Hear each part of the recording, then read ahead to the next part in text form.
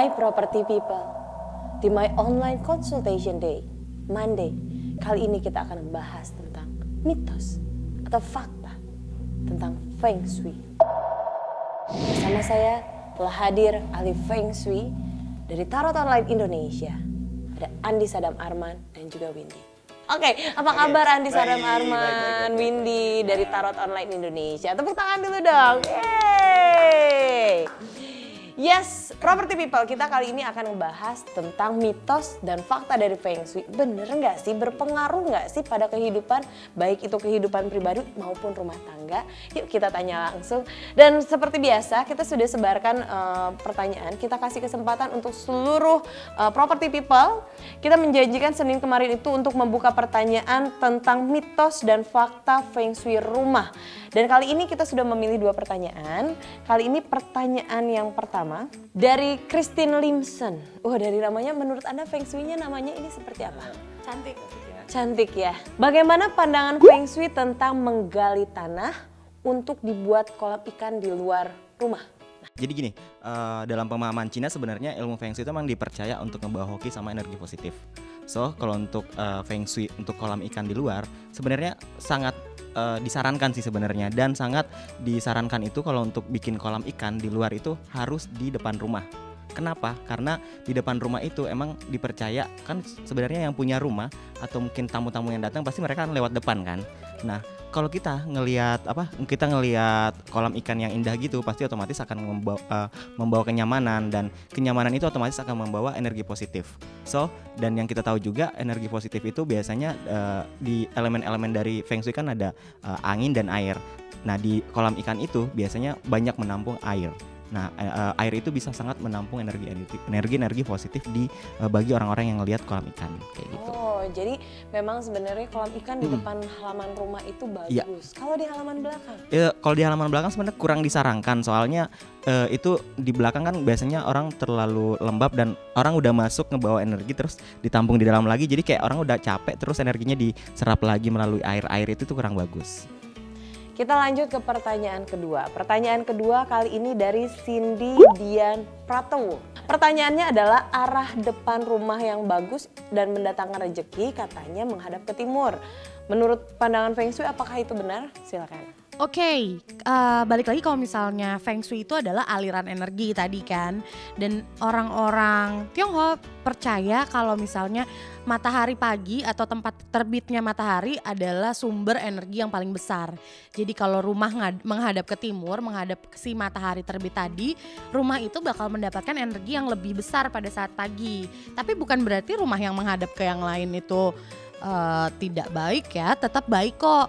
Semua letak rumah tetap baik, tinggal disiasati aja nih. Kalau mau ngomong soal Feng Shui, tetap yang terbaik tuh ya timur. Jadi menghadapnya itu ke matahari terbit? Iya, matahari terbit, karena dipercaya matahari terbit itu mengeluarkan energi yang baik untuk manusia ya. Tapi kalau misalnya secara logika kan memang matahari pagi itu mengandung banyak banget manfaat buat tubuh kita juga kan. Makanya bayi-bayi disarankan untuk dijemur pagi hari. Kalau siang-siang gosong sih. Iya bener ya. Oke, kita lanjut pertanyaan berikutnya, itu adalah pintu utama depan dan pintu keluar belakang katanya tidak boleh sejajar. Karena diyakini rezeki yang datang itu katanya lewat begitu saja dan tidak akan berupa. Jadi lebih baik rumah itu katanya dibuat zigzag antara pintu utama dan pintu belakang. Menurut Feng Shui seperti apa? Memang dipercaya sejajarnya pintu masuk dan pintu keluar itu memang gak bagus untuk energi. Benar, kalau dari segi Feng Shui dipercaya aliran energi akan masuk dan keluar begitu aja tanpa memberi manfaat ke seisi rumah. Cuma kalau secara logika itu juga bisa diomongin lagi, kalau ada orang yang tidak diinginkan masuk terus dia udah ngelihat pintu keluar di depan, dia bisa langsung pergi gitu aja tanpa kita tahu kan. Jadi bahaya sebenarnya gitu. Jadi tidak disarankan untuk mensejajarkan pintu masuk dan pintu keluar. Wow, ini menarik sekali. Jadi memang logikanya khawatir kalau misalnya ada orang masuk, itu keluar begitu aja. Iya. Jadi memang berbahaya. Nah, ini masih ada lagi pertanyaan masih dari Cindy Dian Pratowo gitu ya. Aduh. Ini namanya susah. Menurut Feng Shui nih, apakah nomor atau blok rumah juga berpengaruh dengan rezeki? Contohnya angka ganjil, genap atau angka 8 itu katanya berpengaruh atau tidak?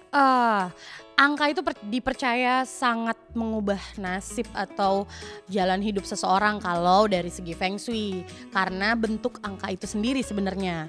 Karena kalau 8 itu kan bentuknya tidak putus ya. Jadi seakan rezeki yang ada akan tetap terus mengalir di dalam rumah itu gitu. Tapi nggak cuma 8, biasanya 10 pun kan dianggap angka sempurna gitu. 9 juga. 4 itu lucu. Jadi orang-orang selalu bilang kalau 4 itu angka sial ya. Padahal sebenarnya itu ada hubungannya sama bahasa Mandarin. Jadi 4 itu kalau di bahasa Mandarin namanya se, i, er, san, se. Nah se itu ada juga sebutan sama se di bahasa Mandarin yang artinya adalah kematian. Gitu. Jadi mereka kayak takut kalau misalnya nyebut angka rumahnya di mana. Nomor 4, jadi seakan yang kayak rumahnya di mana, mati gitu. Jadinya mereka takut malah jadi kayak suges gitu. Jadi sebenarnya angka 4 dibilang angka sial itu hanyalah mitos. Nah, property people gimana? Sudah kejawab kan tentang mitos atau fakta dari Feng Shui rumah? Untuk kamu yang pertanyaannya diangkat di episode kali ini, selamat ya, kamu bakal dapetin hadiah keren persembahan dari rumah123.com. Yeay! Oke, tapi untuk kamu yang belum terpilih, jangan sedih. Karena siapa tahu minggu depan pertanyaan kamu yang bakal diangkat di Monday berikutnya. So guys, terus kirimin pertanyaan kamu. Minggu depan kita masih bakal bareng sama teman-teman dari Tarot Online Indonesia. Gue Angel Aditya, see you on next Monday. Bye-bye.